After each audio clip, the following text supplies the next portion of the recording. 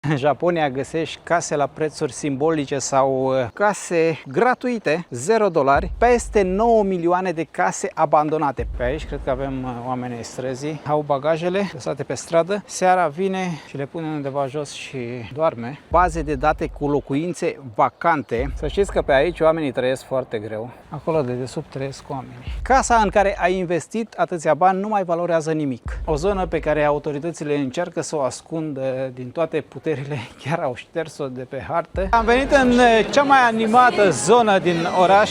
Băutură gratis, de 5 euro bei cât poți. Domnișoară în costum de baie. Nu știam că avem piscină sau plajă prin apropiere. It's not illegal to take a video here. You know that, no? Au nevoie de bani pentru a supraviețui și recurg la joburi mai neortodoxe.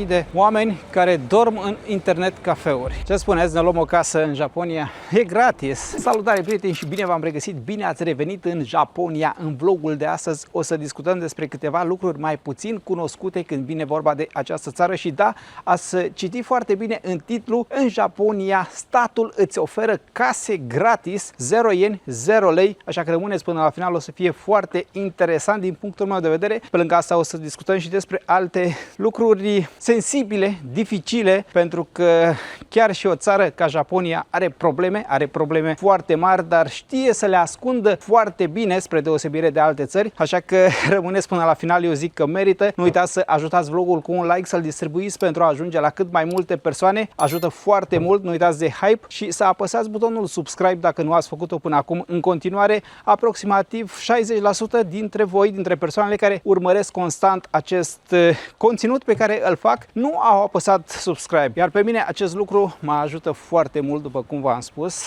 Acum am luat-o la pas în căutarea caselor de care vă vorbeam mai devreme și sunt foarte multe. Am discutat despre acest fenomen acum câțiva ani și în Italia, acolo unde unele sate ofereau sau oferă în continuare case la 1 euro. Vlogul este pe canalul de YouTube. Ei bine, iată că acest fenomen există și aici în Japonia, doar că aici lucrurile sunt mult mai complexe. Înainte să mergem mai departe, vreau să vă spun câteva lucruri importante despre sponsorul vlogului de astăzi, și anume Surfshark VPN. Eu folosesc Surfshark de fiecare dată când mă conectez la rețelele Wi-Fi din hoteluri, aeroporturi sau alte locuri publice și vreau să fac plăți, să-mi verific conturile sau să accesez informații sensibile. Spre exemplu, acum mă aflu într-un Airbnb și nu am de unde să știu cine mai este conectat la aceeași rețea Wi-Fi sau cine poate să vadă site-urile pe care intru. Se poate întâmpla să faci o plată, să rezervi o cazare sau să introduci date importante, iar după aceea să ai probleme. Iar pentru mine contează foarte mult să am un plus de siguranță când fac toate aceste lucruri. Așa că înainte să fac plăți pe site-uri noi sau înainte să intru în aplicația băncii, pornesc de fiecare dată VPN-ul și stau mult mai liniștit. În plus, îmi este util și în momentele în care vreau să accesez conținut care în anumite țări este blocat. De exemplu, dacă vreau să mă uit la Netflix sau la alte platforme și văd că anumite lucruri nu merg, schimb țara, trec pe România și am acces la conținut exact ca și cum aș fi acasă. Un alt lucru important, îl poți folosi pe toate dispozitivele din familie, ceea ce chiar contează și nu este nevoie să faci cont separat pentru fiecare membru. Așa că intrați chiar acum pe linkul din descriere, surfshark.com/Avram sau folosiți codul Avram la cumpărare. Costă mai puțin decât o cafea și primiți 4 luni extra. Repet, surfshark.com/Avram, codul Avram, 4 luni extra, aveți și o garanție de 30 de zile. Dacă nu sunteți mulțumiți, primiți banii înapoi. Eu le mulțumesc oamenilor pentru că au ales să sponsorizeze și acest vlog, iar noi ne întoarcem la ale noastre. Îmi place foarte mult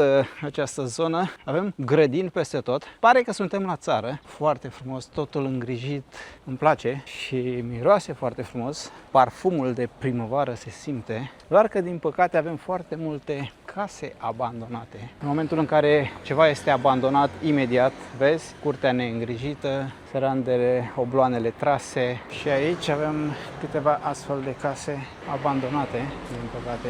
Japonia are o problemă reală despre care nu se vorbește atât de des. Peste 9 milioane de case abandonate. peste 9 milioane. Asta înseamnă aproape 14% din totalul locuințelor din Japonia. Practic, aproximativ una din 7 locuințe este goală. Fenomenul este cunoscut sub numele de Akiya, adică locuințe părăsite sau nelocuite. A luat amploare din mai multe motive. Populația scade, Japonia îmbătrânește, tinerii pleacă spre marile orașe, iar multe case rămân moștenire unor oameni care nu mai vor sau nu mai pot să le întrețină. Iar aici apare partea mai greu de crezut. Foarte multe dintre aceste case sunt oferite gratuit sau la prețuri simbolice, tocmai pentru a atrage oamenii și a nu lăsa ca zona să moară. Cred că ați ghicit, foarte multe dintre aceste case sunt în zone de țară, putem să le spunem de țară, sau mai corect ar fi spus în zone unde oamenii se ocupă cu agricultura, creșterea animalelor, pentru că în mintea mea când spun țară mă gândesc la cu totul și cu totul altceva, nu la ce văd eu acum. Priviți și voi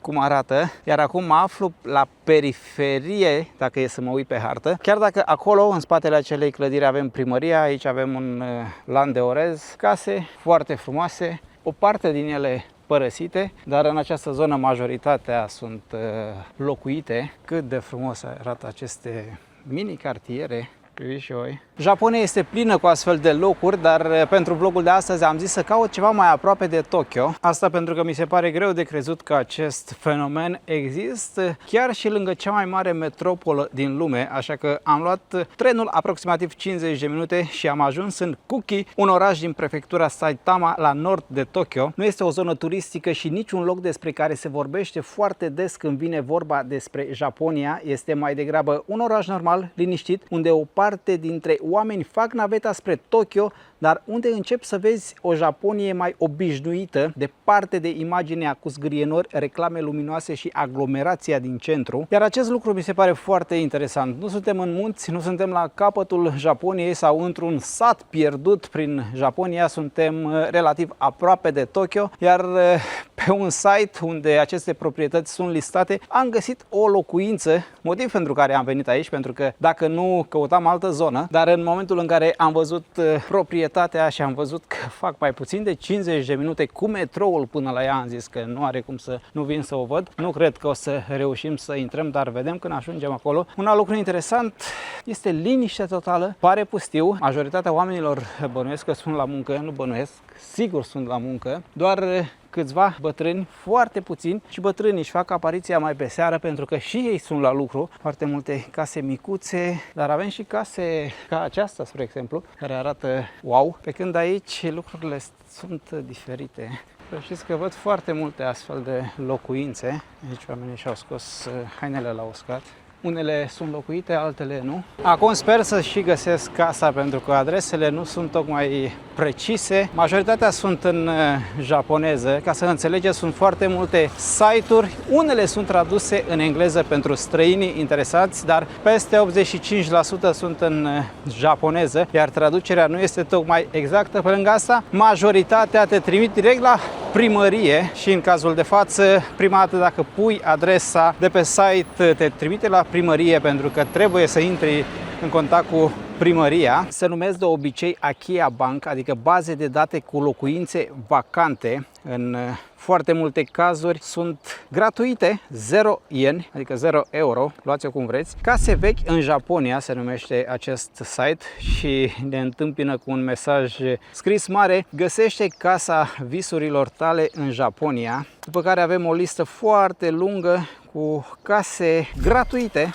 $0. 9 million properties sit empty, blighting city streets and turning some rural communities into ghost towns. Foarte multe case sunt tradiționale, case vechi, construite acum câteva zeci de ani. Foarte multe pe acest site sunt din Hokkaido, case mari cu 5 dormitoare. Spre exemplu, aceasta din Fukuoka are 9 dormitoare, este listată cu 0 aici. Nu arată tocmai bine, trebuie refăcută. Văd 9 dormitoare, o baie, cred, 2 locuri de parcare, aer condiționat, încălzire, grădină. Doar că aceasta are o taxă pentru pământ, acum văd, costă 16.000 de euro pământul, iar casa este 7.000 de euro. Deci aceasta nu este chiar gratuită, totuși are 9 camere. Tot în Fukuoka, rustic charm, 4 dormitoare, o baie și o bucătărie. cred, $0. Sau cu doar $10.000 vă puteți lua o casă în Fukushima, 8 dormitoare, 2 bucătării, 2 locuri de parcare. Cam așa arată, casă tradițională, Tranquil Akia. Spre exemplu, aici avem o casă cu 2 etaje în Hokkaido, 3 dormitoare, o baie, are curte, încălzire, aer condiționat, parcare, loc de depozitare, o casă tradițională, vedere panoramică către port, cartier liniștit, mă gândesc și eu dacă nu mai e nimeni. Pământ 94 de metri pătrați, condiții de transfer, proprietarul este responsabil pentru toate procedurile, are nevoie de unele reparații, proprietatea este vândută așa cum se vede. Următoarea casă este din Nagasaki, aici avem și câteva imagini din interior, nu arată tocmai bine, are nevoie de restructurare sau trebuie demolată și reconstruită, acum depinde de preferințe. 352 de metri pătrați de pământ, clădirea are 61 de metri pătrați, se vinde așa cum se vede, a fost construită în 1963. Iar lista poate continua, o ținem așa la nesfârșit, v-am spus, peste 9 milioane de locuințe. Motivul pentru care s-a ajuns aici este simplu, proprietarii îmbătrânesc, nu-și mai pot întreține locuința, iar la un moment dat pleacă la copii sau se mută într-un apartament mai mic, ajung într-un centru de bătrâni sau mor. Iar casa rămâne goală, pustie. În foarte multe cazuri, moștenitorii nici nu se grăbesc să o vândă pentru că vânzarea nu este simplă. Uneori sunt mai mulți moștenitori, alteori casa are nevoie de acte, reparații sau curățenie serioasă. Iar dacă zona nu mai este căutată, casa pur și simplu nu mai are nicio valoare. Pe lângă asta, copiii nu se mai întorc în aceste zone pentru că sunt foarte puțini cei care vor să mai lucreze pământul. Iar aici apare paradoxul, casa poate avea o valoare sentimentală pentru o familie, dar valoare aproape zero pe piață. Pentru cineva din exterior pare incredibil cum să ai o casă și să nu o vrea nimeni, dar dacă trebuie să bagi bani în ea, să o renovezi, să plătești taxe și să locuiești într-o zonă unde nu ai ce face, atunci lucrurile se schimbă. Acesta este motivul pentru care în Japonia găsești case la prețuri simbolice sau gratuite, nu pentru că țara ar vrea să le ofere pe gratis, să le facă cadou cuiva, ci pentru că în astfel de zone provocarea nu este să vinzi scump, ci să găsești pe cineva care vrea să preia responsabilitatea de a avea o casă. Acum am dat peste această mașină și am zis că trebuie să o vedeți, arată foarte interesant. Parcă este din Tokyo Drift. Să știți că pe aici oamenii trăiesc foarte greu, adică nu are legătură cu ce am văzut până acum în Japonia. Vedeți ce e aici? Poți să intri, dar mai bine nu, să nu deranjăm. Și în această zonă avem o casă abandonată. Priviți și voi cum au crescut burienele. Pe această stradă ar trebui să dăm peste casa pentru care am făcut atâta drum. Oamenii locuiesc pe aici. Este aceea din capăt. Arată mai bine ca în poze. Aceasta este cea de aici. Văd o lumină aprinsă. Posibil să fi fost vândută. Avem și grădina acolo în spate. Nu, grădina e a vecinilor. Este abandonată și este la vânzare. Grădina este pusă de vecini pentru că vine de acolo din spate. A pus o funie, a delimitat locul. Așa arată o casă gratuită. Arată bine, cu etaj. Mă întreb cine plătește curentul. Acum, din câte văd, aproape toate casele, cel puțin din această zonă, pe afară arată bine. V-am spus, oamenii ascund foarte bine problemele, dar în interior au nevoie de reparații. Unele au nevoie de reparații totale, ca și prin Italia, ca și prin alte locuri. Cred că este mai simplu să o demolezi și să o refaci de la zero. Aceasta este o altă casă fix în aceeași zonă, care arată mult mai rău, la o stradă distanță. Ce spuneți, ne luăm o casă în Japonia? E gratis, suntem aici, ce ne împiedică? Acum, dacă e să gândim puțin, ne împiedică foarte multe lucruri. Sunt câteva avantaje, dar din punctul meu de vedere sunt mult mai multe dezavantaje. În primul rând trebuie să o refaci, unele le demolezi și construiești, cumperi pământul de fapt, altele nu, dar plătești ceva, dar să spunem că e o casă la 5.000 de euro sau la 10.000 de euro, ceea ce nu e mult, e aproape gratis și aici, e casa lângă care am trecut, la fel, abandonată, priviți și voi cum arată, depozit de gunoaie. Aceasta o văzusem pe alt site, acum mi-am dat seama. am spus, sunt mai multe site-uri. Au urcat burienele până acolo sus. Ele, la prima vedere, arată frumos, sunt mari, spațioase, cel puțin văzute de afară. Acum că ei nu prea știu să folosească spațiul din interior, să-l fructifice, asta este partea a doua. Vedeți cum arată. Tradițional, ai și pământ, dar ești într-o zonă nu tocmai bună. Nu doar case, avem și spații comerciale abandonate, pentru că, din păcate, tinerii nu mai vin în aceste zone, așa că multe afaceri dau faliment, după care se pune rugină. Priviți și voi câta clădire. A fost o clinică care a închis, a dat faliment, lacătul pe ușă și suntem la câțiva kilometri de Tokyo. Cu mașina faci undeva la 25 de minute. Priviți o altă casă. Mașinile sunt parcate pentru că oamenii au găsit locuri de parcare aici. O parcare poate fi folosită, dar casa este listată pe site-urile despre care v-am vorbit mai devreme. Am intrat pe alt site care nu este tradus în engleză și reușesc să traduc eu câte puțin cu Google Translate și găsesc foarte multe case și în această zonă, dar cred că este momentul să mergem mai departe. Am de mers undeva la 40 de minute până la gară, 2 km 700. Asta pentru a înțelege că explorez zona pe bune, motiv pentru care văd atât de multe case. 3 km pe jos până la casa pentru care am venit, 3 km înapoi către gară. O să iau pe alt traseu pentru a vedea lucruri diferite. Cam așa arată împrejurimile. Nu arată rău, arată diferit. Predomină aceste case vechi din lemn, dar este o zonă liniștită, fără doar și poate. Adică dacă asta cauți, cred că este perfect.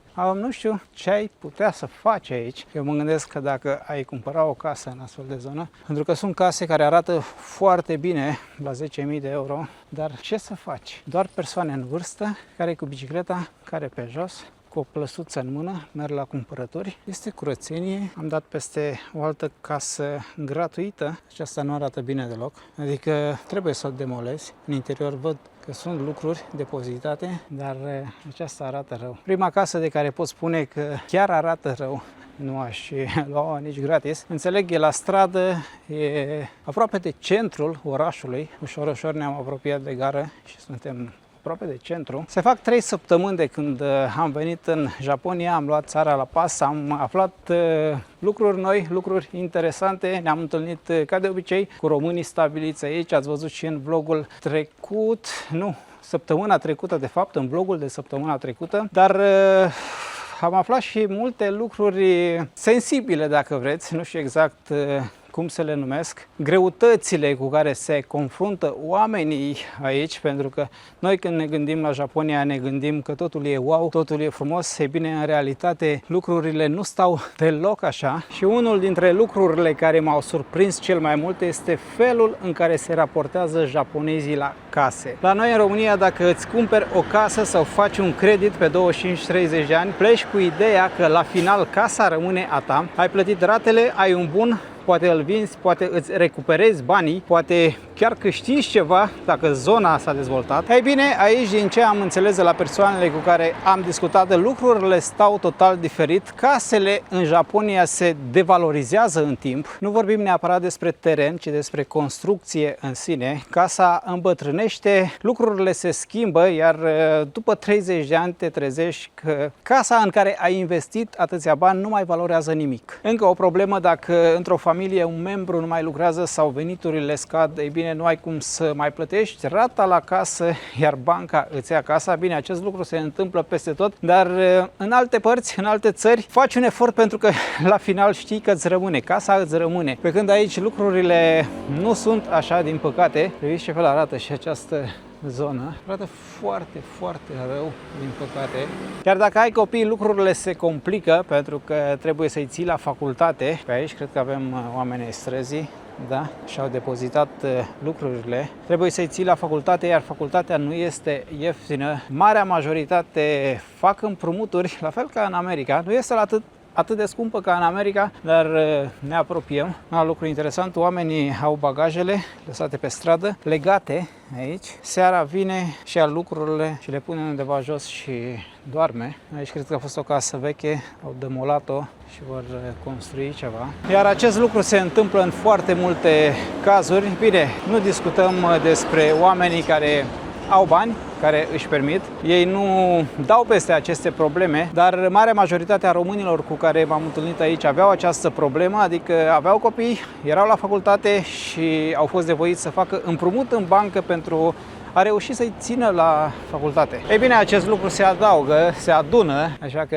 viața nu este roz în Japonia. Nu știu dacă v-ați dat seama, dar m-am reîntors în Tokyo, sunt în Tokyo. Nu sunt mari diferențe între cele două zone. Bine, aici nu avem agricultură, dar și în această zonă sunt mai mult case. Unele arată foarte prost. Nu suntem în zona turistică din Tokyo, să mergem mai pe seară pentru a vedea cum arată. Aici avem o zonă cu probleme, aș putea spune, din Tokyo. O zonă pe care autoritățile încearcă să o ascundă din toate puterile, chiar au șters-o de pe hartă. Mă aflu în Sanya. Dacă e să căutați acest lucru pe hartă, nu găsiți doar o cafenea care amintește de acest loc. Este un loc unde, la fel ca în Yokohama, dacă ați văzut vlogul trecut, un loc, în acest loc locuiau zilierii, cei care lucrau cu ziua, cei care au pus umărul la construcția orașului, așa cum îl vedem astăzi. Din păcate, o parte din ei trăiesc prin parcuri. În acest parc avem corturi unde oamenii locuiesc. Au pus aceste lucruri pentru protecție, un soi de protecție ca oamenii care trec pe aici să nu-i vadă, dar ei sunt aici, trăiesc din reciclat, reciclează, acolo de desubt trăiesc oamenii. Nu vreau să intru peste ei, sunt mulți care sunt la masă și nu vreau să-i deranjez. Aici au toaleta, este o bilă neagră, dacă vreți, pentru Tokyo, un loc pe care, v-am spus, încearcă să-l ascundă din ce în ce mai bine. Același lucru și aici, foarte puțini oameni pe străzi, majoritatea persoane în vârstă, doar că nu o să ne axăm pe acest cartier. Am făcut acum 4 ani un vlog de aici. Intrați pe canal, o să vă las linkul în descriere. Dacă vreți să vedeți mai pe larg despre această zonă, despre zona din Tokyo, renumită pentru oamenii ai străzii, pentru că aici sunt, prin parcurile din acest cartier. Intrați acolo, urmăriți pe larg. Acum facem o scurtă plimbare. Era în drumul meu și am vrut să văd dacă lucrurile s-au schimbat. Au trecut totuși aproape 4 ani de zile. Casele arată cam la fel. Unele stau să cadă, altele arată foarte bine. În parcul de mai devreme oamenii sunt tot acolo. La fel de pustie zona, poate chiar mai pustie. Priviți și voi, mai nimeni. Și bine că aici se lucrează foarte mult. 15-16 ore pe zi. Voiam să spun că ora de lucru s-a terminat, pentru că este ora 18:30. Un lucru pe care nu poți să-l iei acestor persoane este demnitatea. Nu au renunțat la ea, adică nu se feresc, nu le este rușine să recunoască că sunt într-o situație dificilă, în cazul în care reușesc să discuți cu ei, și păstrează curățenia, adică este curățenie chiar și acolo unde sunt cele mai grave probleme. Am văzut foarte multe persoane care dorm pe stradă, o să vă las și câteva imagini, care se descalță, își așează cartonul, patul și se descalță, își pun adidașii la cap, lângă cap și dorm. Oamenii sunt curați, o să vedeți ceva mai târziu unde merg, unde se spală, unde își fac duș. Sper să reușesc să intru ceva mai în centru. Vedeți cum este acea casă acolo. Poți să treci pe stradă peste tot, e pustiu. Doar că aici, fiind în Tokyo, nu cred că o să găsești vreodată ceva gratis, pentru că pământul valorează. Un alt lucru pe care l-am aflat în aceste zile, ca să vedeți ce înseamnă Japonia, Japonia reală, nu cea pe care o vedem noi ca turiști. Cineva îmi spunea că mai are 2 sau 3 ani până iese la pensie, doar că nu își permite acest lux, nu își permite luxul de a se pensiona, pentru că încă mai are de plătit 20 de ani rate pentru casă, iar dacă se pensionează, nu o să mai poată plăti salariul soției, plus pensia, plus ce mai au, cheltuielile, pentru că, hei, trebuie să trăiești, mai ai aceste nevoi speciale, trebuie să trăiești, nu acoperă și nu pot plăti rata. Așa că este nevoit să lucreze în continuare. În momentul de față lucrează în 2 locuri, are 2 joburi, iar după 40 de ani de muncă o să iasă la pensie cu incredibila sumă de 300 de euro. Aproximativ 300 de euro. Așa că ce spuneți? Cum vi se pare? După 40 de ani de muncă în Japonia ajungi la pensie, iei o pensie de aproximativ 300 de euro, dar nu poți să te pensionezi pentru că încă mai ai rate la casă, iar dacă te pensionezi, nu ai cum să le plătești, vine banca, îți ia casa.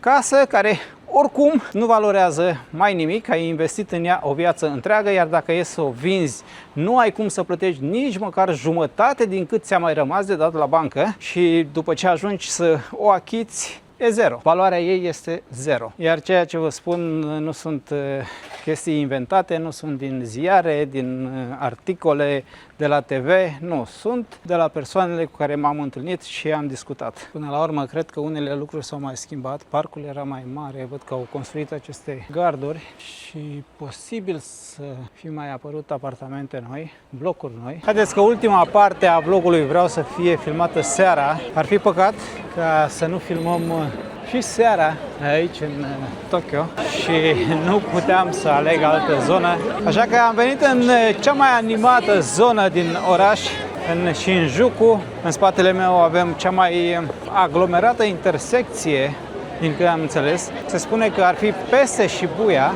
În față avem Kabuchiko, cartierul sau zona din oraș care nu doarme. Priviți câtă lume. Să o luăm puțin la pas pe aici. Vedem ce s-a schimbat. Avem artiști de stradă. Partea cealaltă, un domn care vinde tablouri. Priviți câtă lume. Dacă mai devreme străzile erau pustii, ei bine, lucrurile s-au schimbat radical. Acesta este Tokyo, acesta este partea turistică din Tokyo. Voiam să mai adaug un lucru legat de case, după care trecem mai departe, depășim acest subiect. Multe persoane ar crede că dacă vii aici și cumperi o astfel de casă, primești automat și rezidența. Ei bine, nu. Lucrurile sunt ceva mai complicate. Toți turiștii vor să fotografieze Godzilla, care este acolo sus.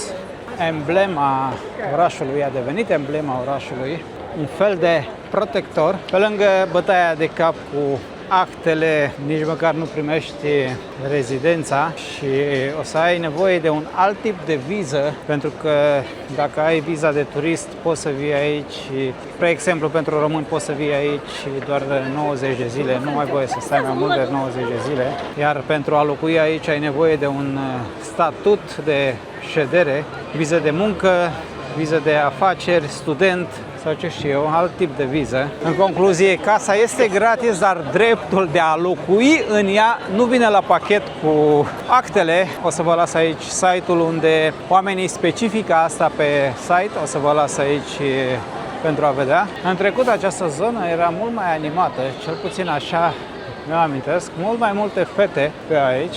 Să știți că în această zonă mai avem un fenomen interesant, chiar aici în față, Toyo Kids se află chiar lângă această clădire emblematică cu Godzilla. Aici se adună tinerii, unii chiar minori, care au fugit de acasă pentru că acolo nu se mai simt în siguranță, alții au fost marginalizați, alții caută pur și simplu un grup în care să fie acceptați. În zona aceasta se adună, avem și foarte multă poliție. Momentan este cam de vreme. O să revin în această zonă, oricum vă las câteva imagini pentru a vedea la ce mă refer, pentru că am trecut și aseară pe aici.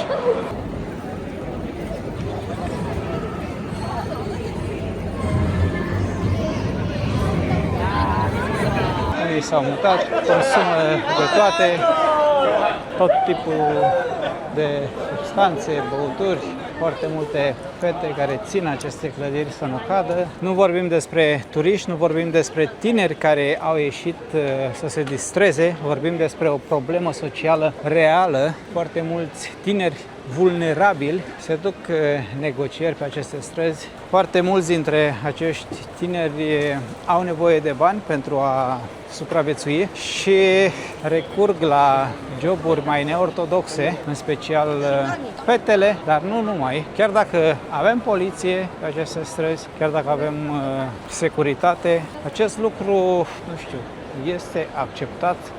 Nu-mi dau seama de ce autoritățile nu fac nimic, chiar nu reușesc să facă ceva în privința aceasta. Am găsit un articol care spune că poliția de aici a amendat recent 21 de tineri cu vârste între 13 și 19 ani. Așa că autoritățile știu de acest lucru, dar momentan nu se întâmplă mai nimic. Acum nu știu părinții ce spun sau ce gândesc, pentru că pur și simplu copilul tău a plecat de acasă, știi unde îl găsești, dar pare că nu faci nimic în privința asta. V-am spus, Japonia poate fi o țară extrem de ciudată. Unele lucruri s-au mai schimbat, din câte văd. Pe aici aceste garduri erau ținute de fete, țineau gardul să nu cadă. Văd că au pus aceste lucruri din fier ca să nu te mai așezi. Pe aici era plin până în capăt, dar știți că nu este prima dată când vin. Fetele de aici au dispărut. Erau câteva, sunt care se mișcă stânga-dreapta, nu mai pot rămâne într-un loc, pentru că poliția pur și simplu se învârte pe aici cu mașina, cum avem și în față, și spune ceva în japoneză. Cred că le spune că nu au voie să stea, sau atenționează oamenii de problemele în care pot intra. Cred că foarte multe fete s-au mutat de acolo, s-au mutat pe aici. Avem și aceste hoteluri unde poți să plătești o oră, jumătate de oră, 2 ore. Iar în momentul în care ți-ai găsit jumătatea, ca în cazul de față, poți să mergi să-ți închiriezi o astfel de cameră. Nu contează vârsta, nu contează absolut nimic, pentru că în această zonă totul e permis, chiar dacă este ilegal. Este ciudat, dar este Tokyo. Aici este partea unde avem foarte multe persoane din Africa. Dacă e să ajungeți pe aici, nu-i băgați în seamă, ignorați-i, pentru că nu vor decât să țepuiască turiștii. Iar aici avem o zonă foarte frumoasă, cu străduțe înguste și foarte multe baruri, pe stânga, pe dreapta, peste tot. Într-un astfel de bar nu încap mai mult de 10, poate 15 persoane, unele, dar sunt baruri și de 8 persoane. Pe vremuri aici veneau oamenii de afaceri, oamenii influenți din Japonia în căutarea intimității. Atunci când nu voiau să fie văzuți, veneau aici. În cazul în care erau singuri, companie se găsea, pentru că sunt foarte multe fete prin această zonă. O doamnă, domnișoară în costum de baie, nu știam că avem piscină sau plajă prin apropiere. V-am spus, companie găseau și pe lângă asta aveau și intimitate. E ca în Vegas, ce se întâmplă în Vegas rămâne în Vegas, cel puțin așa se spune.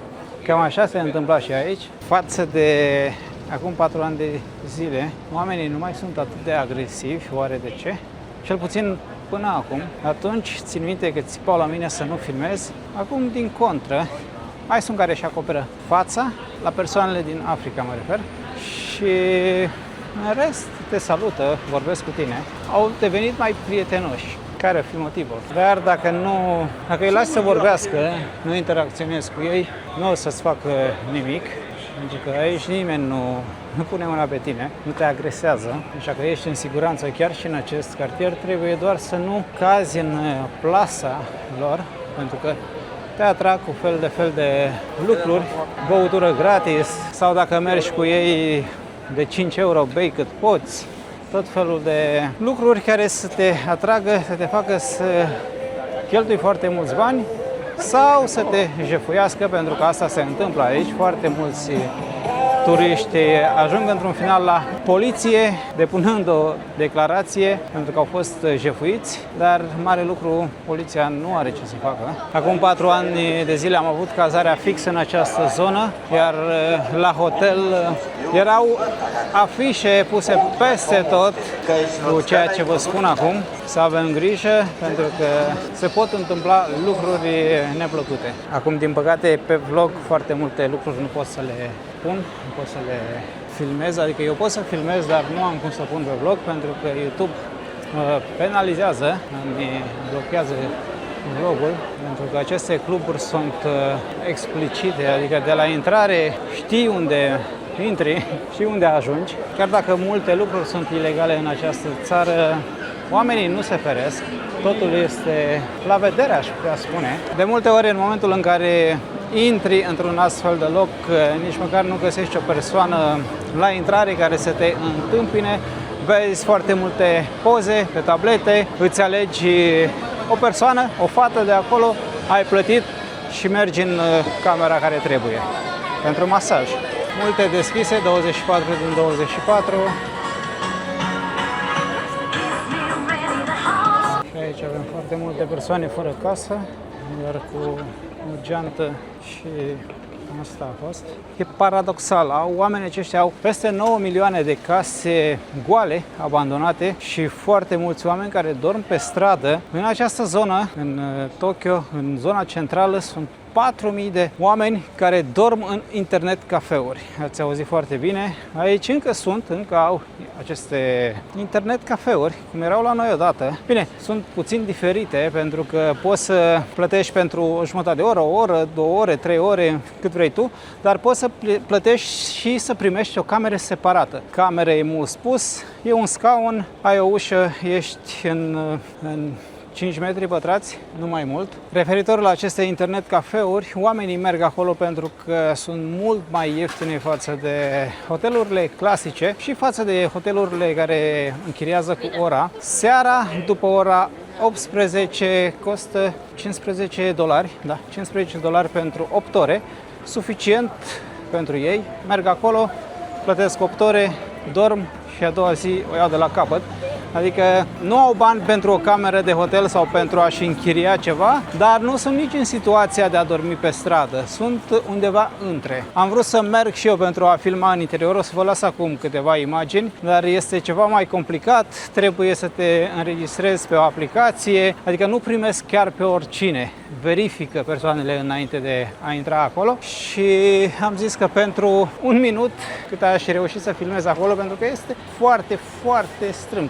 Practic e mai îngust ca o capsulă, dacă știți acele capsule futuriste pe care le găsim și prin aeroporturi, unde poți să dormi cât timp aștepți zborul. Ceva mai multă mizerie prin această zonă. Da, voiam să subliniez faptul că, deși au atât de multe case abandonate, oamenii aleg să doarmă pe stradă sau prin astfel de locuri, să improvizeze. Acum, pe o parte, înțeleg, dacă ar merge prin astfel de zone, ar muri de foame, pentru că nu ar avea ce să facă. Aici reușesc să mai obțină câte ceva, chiar și din cercit, dar acolo nu știu ce ar putea să facă. Pe lângă asta, e greu să-ți găsești de lucru într-o astfel de țară, mai ales în momentul în care ai trecut de 50 de ani, și să nu uit, foarte, foarte mulți străini. Japonia s-a schimbat radical în această privință față de cum am găsit-o acum 4 ani de zile. Aici mă refer la străinii care lucrează, la imigranți. Pare că au venit din ce în ce mai mulți în restaurante, în supermarketuri, îi vezi, lucrează. Nu zic că este ceva rău, dar Japonia era total împotriva străinilor care să vină să lucreze în această țară. Din câte am văzut, lucrează mai mult noaptea, în tură de noapte. Acum, cineva într-un vlog trecut îmi spunea că japonezii nu sunt rasiști. Am îndoieli. Zona aceasta este plină de străini, dar per total Japonia a rămas tot așa cum o știam. Nici nu a mai avansat, dar nici nu a dat înapoi. Inflația este la stele, a ajuns la stele. Oamenii au din ce în ce mai multe probleme, dar eu vorbesc din punct de vedere turistic. Lucrurile nu s-au schimbat, nici în bine, nici în rău. Parcă au apărut ceva mai multe gunoaie, nu erau atât de multe gunoaie. Acum au apărut și ceva mai multe coșuri de gunoi și pare că aceasta ar fi problema. Adică sunt mai multe coșuri de gunoi, sunt mai multe gunoaie. Da, este paradoxal, dar real. M-am întors în zona unde sunt tinerii care au fugit de acasă.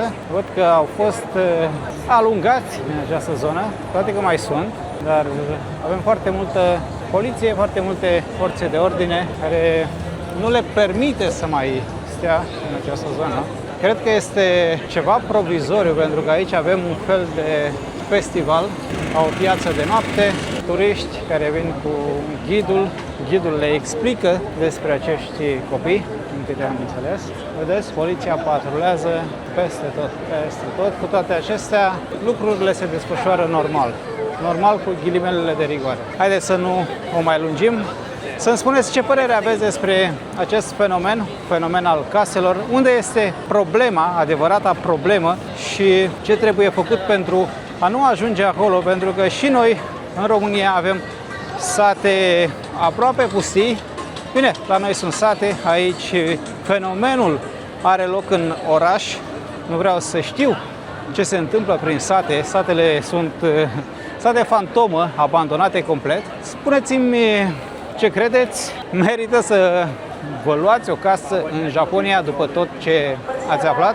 Eu sunt sincer, nu mi-aș lua o casă în Japonia, nu aș vrea să locuiesc în Japonia, cu toate că Japonia îmi place foarte mult, este în topul preferințelor mele când vine vorba de explorat, când vine vorba de vizitat, și cred că este greu să se schimbe, adică Japonia să cadă din topul preferințelor, vorbim din punct de vedere turistic, dar în momentul în care discutăm despre a locui într-o astfel de țară, vă spun sincer, nu este pentru mine. Nu aș vrea să am o săptămână concediu pe an, nu aș vrea să lucrez 15-16 ore. Acum, eu din acest punct de vedere văd lucrurile, din punctul de vedere al unei persoane normale. Acum, dacă ești om de afaceri, e bine peste tot, am mai discutat despre asta. Dacă în Italia, să spunem că acolo poți să-ți iei o casă, o restructurezi, o închiriezi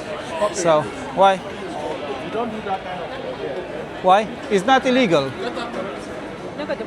What's the problem? It's not illegal to take a video here. You know that, no? Shut up. Că lăudam ceva mai devreme, spuneam că nu zic nimic. Ei bine, acum au început să vorbească. Cu toate că eu nu aveam nicio...